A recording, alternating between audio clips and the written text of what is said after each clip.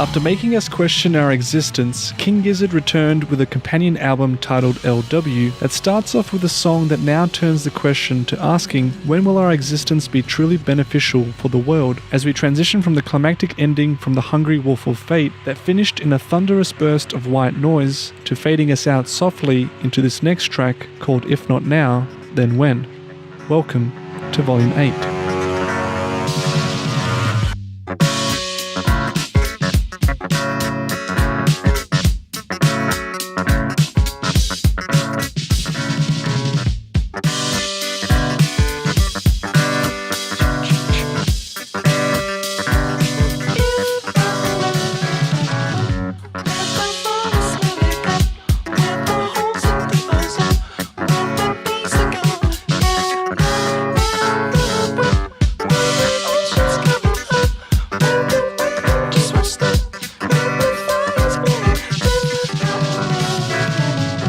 If Not Now, Then When fittingly summarizes the entire theme of this first verse that asks poignantly at what point does humanity take responsibility for its actions as well as its inactions to do something about our impact on the world before it turns to ruin. Actions such as deforestation, climate change, the mysterious pandemic that is killing bees, and the numerous floods and fires that have ravaged our world, which are all environmental issues that we've seen in previous volumes from albums like Fishing for Fishies, Murder of the Universe, and Infest the Rat's Nest. The observations of these environmental issues lead to asking the question of, if not now, then when? An expression that is famously attributed to Hillel the Elder, a prominent Jewish religious leader and sage that lived from 110 to 10 BC, who counseled us by asking, if I am not for myself, who will be for me? And being only for myself, what am I? And if not now, when? Astute reminders that all link towards urging each of us to take on individual responsibility when it comes to looking after ourselves, and importantly, being aware of how our actions and inactions can affect others, which to Hillel was not a duty that could be postponed. And this quote reminds me of what we've spoken about with the song Some of Us from the album KG that discusses looking back towards the past for lessons and wisdom to learn from to help us out with what we are dealing with in the present, but to which some of us still fail to grasp. How some of us still fail to take on responsibility for what we've done as well as what we continue to ignore, either because we do not know about it or more likely because we are willfully choosing to be blind towards it.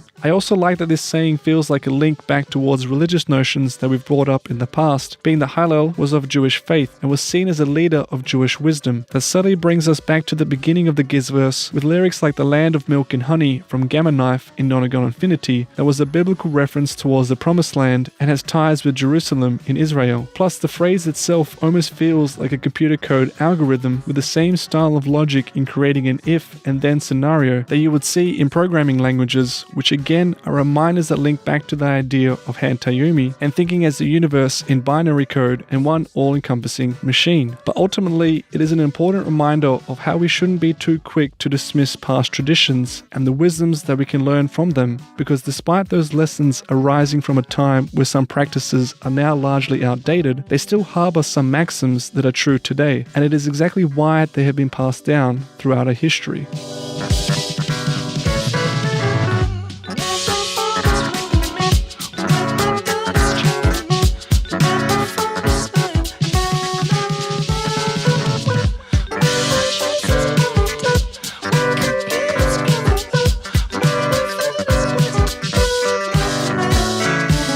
Verse 2 continues to ask difficult questions of humanity that again all link back to that main question of if not now, then when. But here we get questions that link towards issues such as universal healthcare, or rather the lack of it and its affordability, cybersecurity and digital data tracking from both government and bigger corporations that raises serious concerns regarding privacy, the mention of artificial intelligence and the emergence of supercomputers in this new digital world where more aspects of our lives are becoming automated, and finally towards food with global starvation, as well as the concerns around what chemicals are being used to genetically modify them for consumption. All elements that fit in incredibly well with the bleak and doomsday-like imagery that we see in the video, where we get a world that looks similar to the cover art for Sketches of Brunswick East, as it appears very apocalyptic, almost like it is showing us a glimpse of how society would look post a catastrophic event, where everything has been destroyed, and the last of humanity are simply wasting away in its darkest corners, consuming drugs and alcohol to numb the pain, just like what we saw in the previous volume with the song Intrasport. But as we zoom in on this world, we follow one of these individuals who goes outside and begins to hallucinate, finding a miniature black hole that comes from within themselves, almost like it's representing the darkness that's inside of her, which she initially uses with good intentions, as she too notices all of this gloom and destruction in the world. So she turns the black hole to help clean up the darkness she sees around her, as she goes about removing the bad things from this world. But like chemotherapy, she inadvertently starts to remove some of the good things by accident, first starting with the lizard that scares her, which makes her throw the black hole away, only to realize in horror that in doing so, more of nature is now being sucked in, and which gets worse as she next loses her partner, friends, and very quickly everything she's ever known, until eventually the whole world and universe crumbles at her feet and gets completely swallowed whole. Not only is this again fitting in with the apocalyptic imagery that we've seen from the start with Nonagon Infinity, all the way through to Fishing for Fishies and the ending of Murder of the Universe, it's also the ultimate warning against what humanity is currently doing to the world today, and more specifically, what our actions and inactions mean for the environment as we continue to advance our species in the future, which feels like it is sometimes more about making profits and the bottom line, and less about the consequences on the environment that take a huge hit in the process, eventually stripping away all of Earth's resources, but also the threat that we could pose to other planets if we continue on this path and enact the same mistakes of our past, leading to someone asking, if not now, then when? Haven't we done enough? Hasn't the world had enough?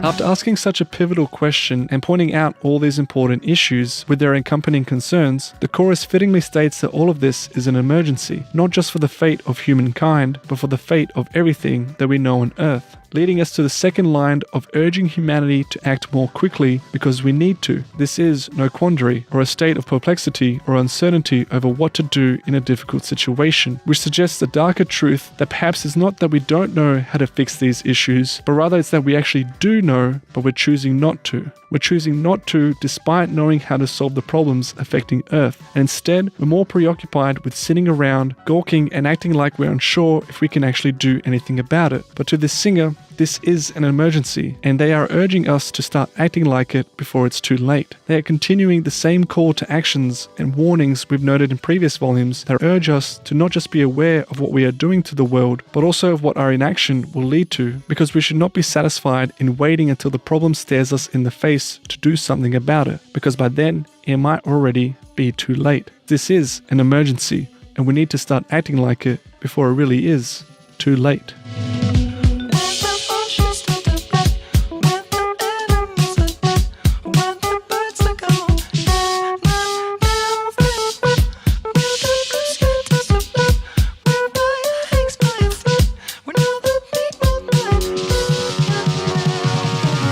Concluding this song, we get endgame apocalyptic scenarios that describe issues concerning oceans turning into black homes for oil spills as opposed to homes for living creatures. Creatures who will all likely die because of our actions that will cause the blue sky to turn also to black as we continue to pollute the air and create out of breathable air a thick dark smog devoid of life, which will then lead to our own destruction and finally the destruction of Earth itself. Earth, who as Gaia, hangs by a thread, with Gaia being a reference to Greek mythology as the personification of Earth, and Earth as our mother, who now faces death because of us. So if we don't act now, then when? Because if we do continue on this path, we will reach the same conclusion reached by the protagonist in the video, who at the very end is left alone with the black hole that not only swallowed the entire universe around her, but then also stripped off the layers of her spirit, body, and mind, one by one, until at the very end, there was nothing at all. Just one concise singularity. A complete story from beginning to end that doesn't just try and warn us about the dangers of our actions on the world around us, but more importantly, how those same actions can ultimately cause the biggest impact on ourselves. Because there will come a time when the realization of our consequences might be too late to fix, as they reach a point where we can no longer turn back from, like the event horizon of a black hole, that even if we wanted to find a way to make things right again, it will be impossible to do so. We will lose everything around us, but also who we are in the process.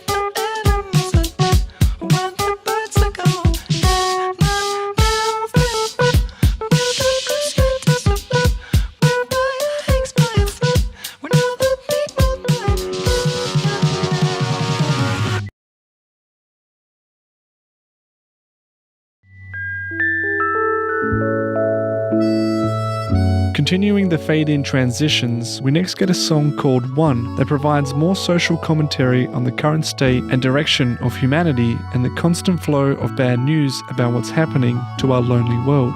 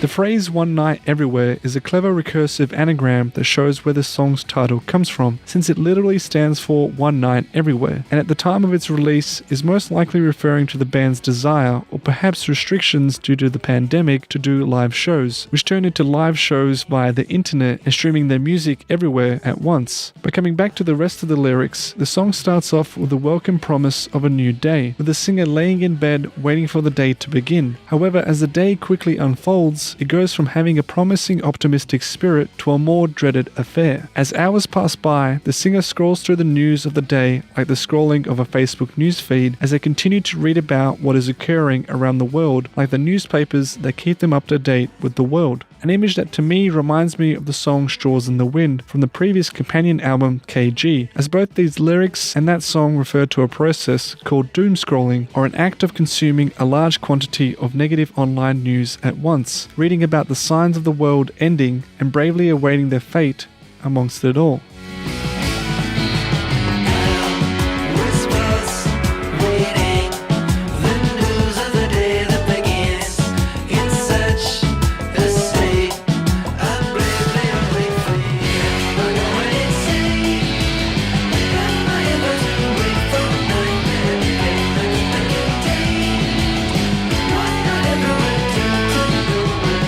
With the chorus, we get more notions that build upon this act of doom scrolling, as the singer describes to themselves how they almost don't believe what is going on. They question if they are going insane, and if they are even able to wake up from what seems like this horrible nightmare, but which really is a terrifying reality. To me, this stems from a reoccurring theme throughout the Gizzverse, from Stu Mackenzie's concerns of what humanity has done to the environment, but more importantly, what it is doing to us, and how things will change in the future, especially with the precipitous rise of artificial intelligence in Hantayumi. Thoughts and feelings that, like this singer, are unable to contain within themselves as they struggle to keep a happy face while they dwell on how this one night can go from everything to nothing, how life can change so suddenly from being everywhere to nowhere. A stark lyric that fits very well with what happens in the music video from the previous song, If Not Now, Then When, where we saw how a person went to a concert but ended up being a witness for the entire universe turning in on itself and converging into one singularity of nothingness.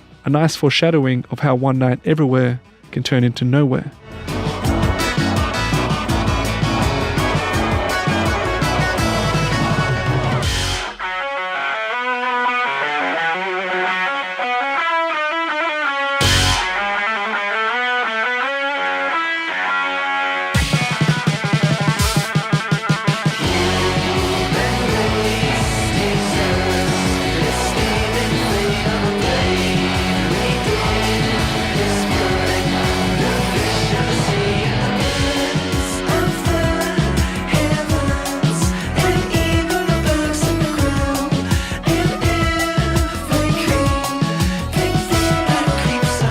Verse 3 concludes this song with dark acceptance of humanity's fate because, as the first lines state, this singer firmly believes that the human race deserves to end because of what we've done. Our fate deserves to be served up on a plate for someone else to eat. A lyric that, in my opinion, calls back to the ending of The Hungry Wolf of Fate, with Hantayumi being that higher order of fate, who should be the one to swallow up our ego that has gotten too big for us. Too big because, like the song says, we exploit the fish of the sea, the birds of the heavens, the bugs in the ground, and every creeping thing on earth that we can get our hands on. There is no planet B, but we act like there is. Thus, it's no wonder that we should deserve everything that comes our way, because if you were an outsider looking in, could you truly argue that we shouldn't deserve at least some form of punishment, some form of penance for bringing the world to a point where one night everywhere could turn into nowhere?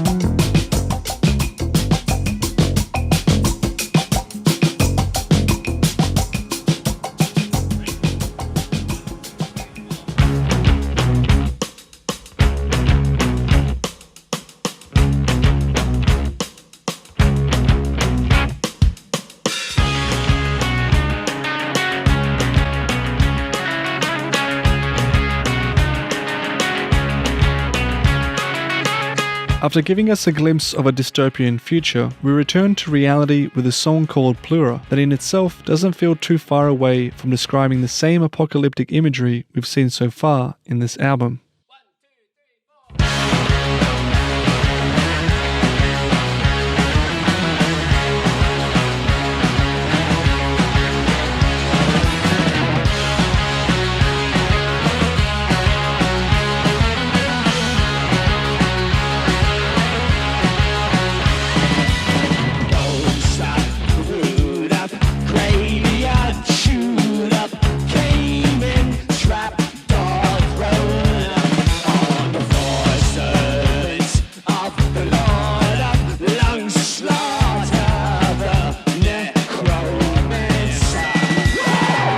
With the first verse, we immediately get the darkest scene envisioned from the previous two songs that describe how the dead are rising once again, with graveyards sprouting up bones like flowers. And here the dead are coming up through trapdoors, throwing up on floors, and serving their master, the necromancer, the Lord of Lung Slaughter. To me, this is most obviously referring to the current pandemic climate, with the idea that the number of people dying from COVID-19 is continuing to rise to the point where we are running out of room to find proper resting places, especially in certain countries which have been impacted the most and have unfortunately seen wave after wave in COVID-19 related deaths. Interestingly, the song also points towards someone being largely responsible for such death and destruction, with the mention of the necromancer or the Lord of Lung Slaughter, which again refers to COVID-19 since it is a virus that acts by attacking the respiratory system. So now we not only have a Lord of Lightning in the Gizzverse, but also a Lord of Lung Slaughter. How can you not be romantic about this band's music? But importantly, the necromancer isn't alone, as there are servants and followers of them who want to act out the necromancer's wishes to further increase the spread of not just COVID-19, but also of misinformation about the pandemic so as to increase its deadly capacity. A sad reflection of our reality and the dark parts of both the world and the human soul.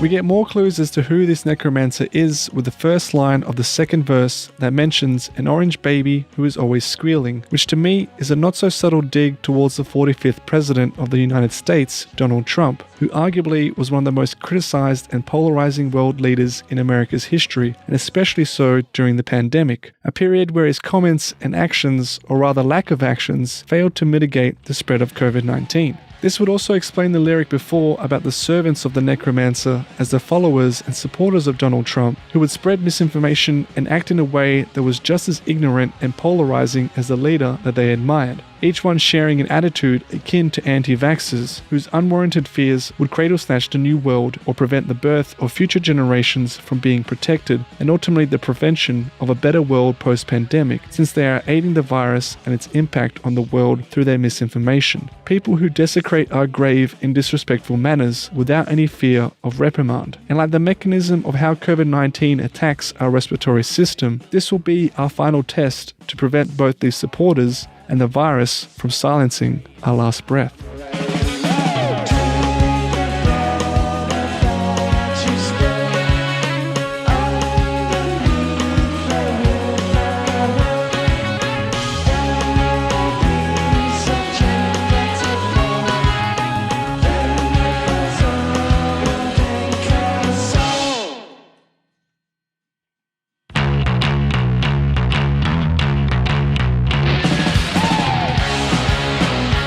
From listening to the chorus, it feels like a call from a leader of these servants of the necromancer who claims boldly to drink of the blood that they have spilled and to relish in their victories, singing like the bird of the whippoorwill, for these followers of the necromancer have done so much to spread death and destruction across the world that they are now so close to completing their ultimate intention of destroying it completely. They are just one more piece away from making the tower and structure of civilization fall like a tower of Jenga blocks, a result that will please the necromancer, who will thank them all for their service.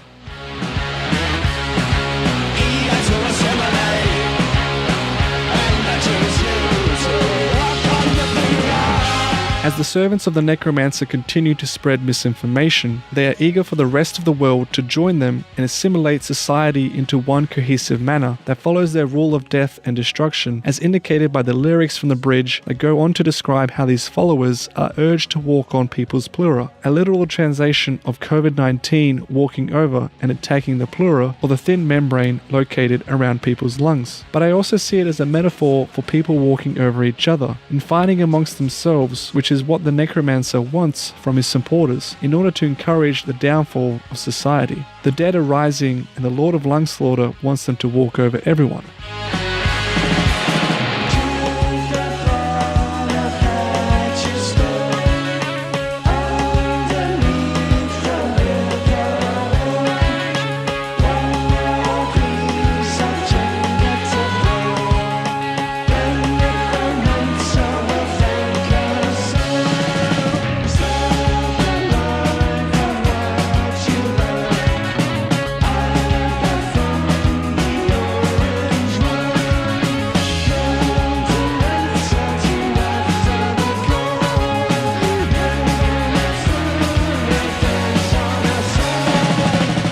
With the extended chorus, we get more instructions from the necromancer towards his followers as he urges them to suck out the life from everything that society loves. And this commandment given down from the orange one, to me, is another reference to Donald Trump and his presidency. A commandment that again refers to COVID-19, which can be seen to suck out the life from people quite literally, but also metaphorically, with the life from civilization and society. The necromancer wants them to suck out the life from this world until there is no one left. And only then will the necromancer relish in what his supporters have accomplished. Only then will the necromancer dance for joy and enjoy all the destruction that was achieved.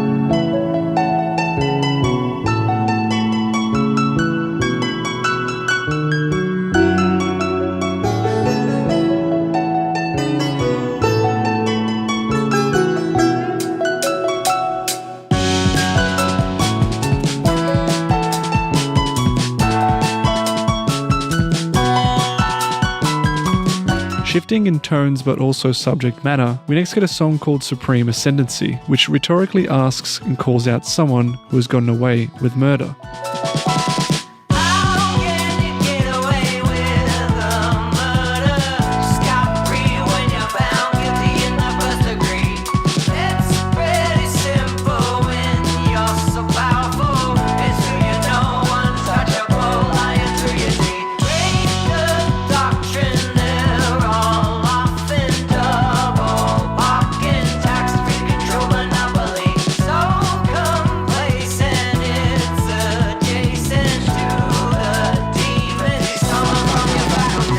The first verse adds on to this idea of calling out injustice by stating how ridiculous it really is that they have been found guilty to the first degree. And to me, that specific line of scot-free might be subtly hinting towards the regime of Australia's Prime Minister Scott Morrison, who, like Donald Trump previously, has received several criticisms for both his policies and how he has handled his country's issues, both similarly with the pandemic to sexual harassment in Parliament, and even to the bushfires of early 2020, with each situation being an example of him walking away scot-free without any serious backlash. But as the song unravels, it's more broadly describing the actions of the Catholic Church, who, as the lyrics point out, are a powerful organization that continue to appear untouchable by all eyes of the law, even if they lie through their teeth, break their own doctrines and the doctrines set out by the rest of society, as they establish themselves as one of the largest tax-free organizations in the world that also control a large share of the religious monopoly in the history of humanity. These observations of the Church, as written by Stu and Ambrose, are labeling all of the injustices that they have performed and who, from their perspective, should be jailed for their abuse of power and the hypocrisy within it that stems not only just from the lies and deception, but also to the economical responsibilities and to sexual abuse. Aspects that to them appear to be something that maybe we as a society have become too complacent on when it comes to applying them to an organization like the Catholic Church, who perhaps we think differently of because of their peaceful nature, messages and mission that they share or aim to achieve. But like the song says, we shouldn't be complacent. We shouldn't forget, even though we should struggle to forgive, because forgiveness is different to forgetting and neglecting acts that are so evil and treacherous that are adjacent or equivalent to the very same evil that the Church tells us to be wary of. The devil is not only in the details, but also within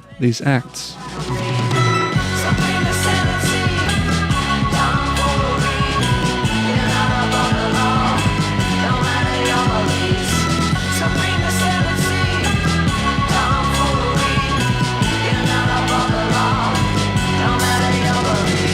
The chorus reaffirms such descriptions from the first verse by describing how the Catholic Church have essentially described themselves as supreme ascendants above everyone else and every other doctrine in the world. An idea that has come directly from their beliefs that theirs is the way and the only way to follow, which is perhaps why they have been left exempt from everything else and society's laws that aren't allowed to touch them because we are not in the same league as that of the Church. But as Stu and Ambrose point out, they are not above the law because no one should be above the law, no matter what you believe in or which institution organization you belong to, we should all be equal in the eyes of the law and treated as such. No one should be able to use their power to be exempt from their crimes, especially those that practice tomfoolery who shouldn't deserve to acquire supreme ascendancy.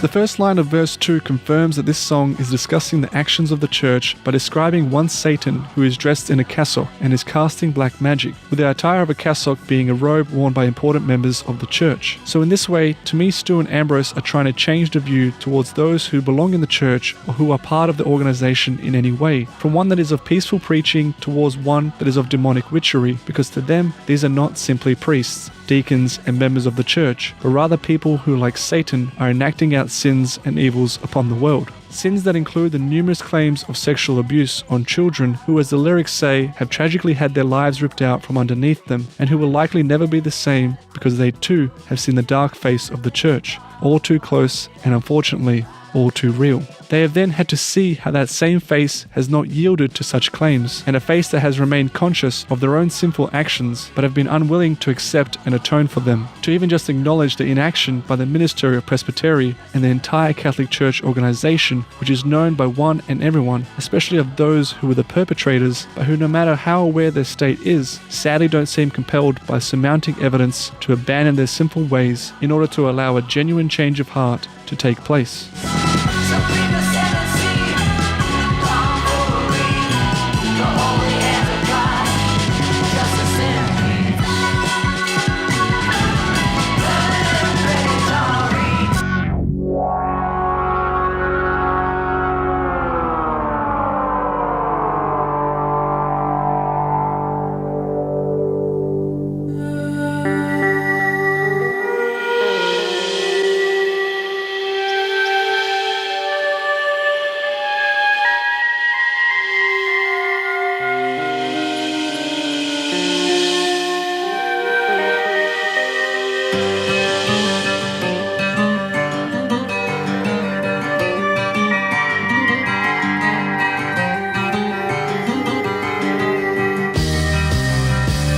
Changing gears once more, we return to more familiar territory with a song called Static Electricity that is littered with references towards a strained relationship between humankind and the emergence of artificial intelligence.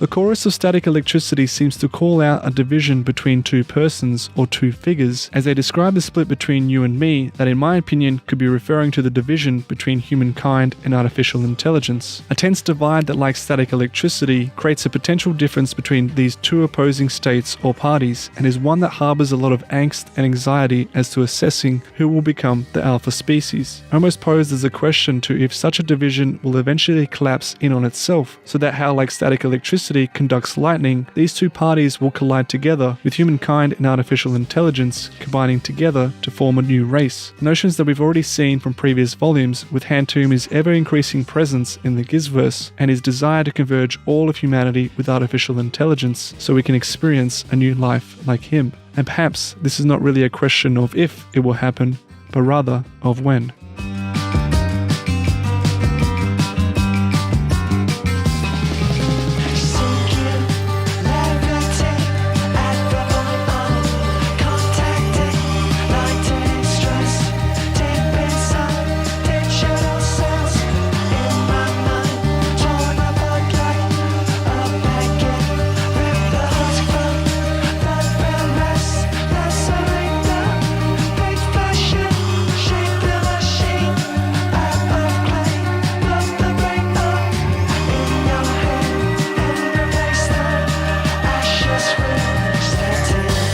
Verse 1 continues this theme of artificial intelligence and its integration with humankind through the first line that describes a singularity at the point of contacting, which feels like another nice nod to the end of Murder of the Universe that also described how Hantayumi would turn their entire universe into ones and zeros, how he would encompass and converge everything into one singularity. All of which again is a larger metaphor for how Hantayumi, who represents artificial intelligence, will potentially one day integrate with humanity and will become a larger part of our lives to the point where not only will humankind and artificial intelligence become one together, but they might become everything there is to the universe, men and machine convening not just together, but with everything that exists. This continues with the second line that describes lightning striking deep inside the digital cells of the mind, which isn't just a hint towards the Lord of Lightning, but in my opinion is like the spark of new life forming, since one of the theories of the origins of life on Earth is said to have started with lightning strikes upon a volcanic gaseous Earth that eventually led to the first protein molecule being formed. A process that perhaps had to use the lightning to tear the molecules of gas apart, like the tearing of a baguette and the ripping of husks of shells from the brown rice, as mentioned in the lyrics, which allowed the creation of something new and shaped a new molecule of life, like that of shaping a machine out of clay. Human life started from the ashes of stardust, but as the final line adds, might be replaced with the sparks of static electricity that will break apart the old way of creating organic life and give birth to generating a new form of the digital.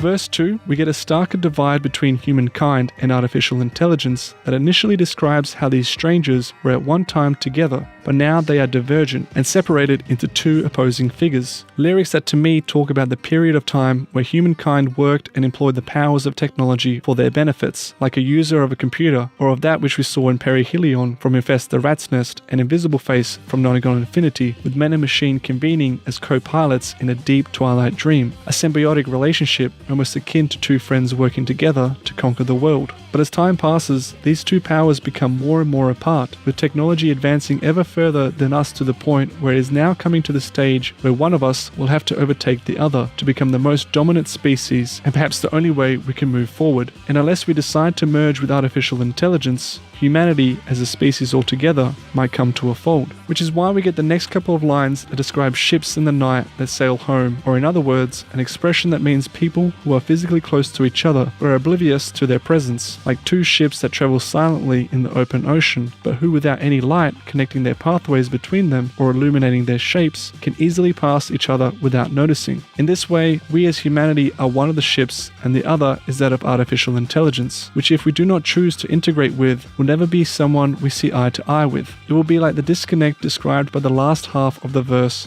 that will threaten to bring us to extinction, because like cannonballs that fall from the sky, we might be at war with artificial intelligence unless we decide to integrate with them. And upon these attacks, the enemy will reveal itself as something made of metal, which is another reference to the state of digital forms taken by artificial intelligence that will ultimately be the invisible ball of death, a rogue mutant brain that will end us all in a haze of golden static electricity. Humanity's demise won't come because of other people, but rather of dangerous algorithms that will threaten to split us into two.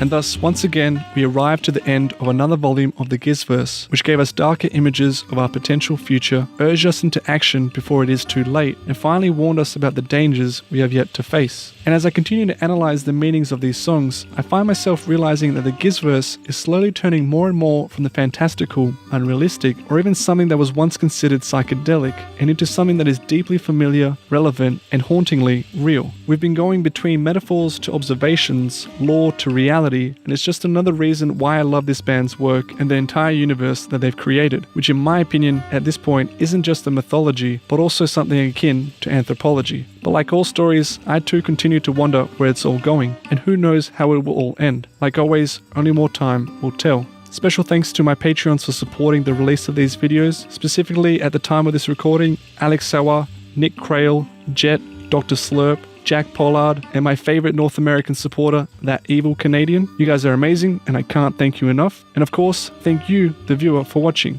I'll see you in the next one.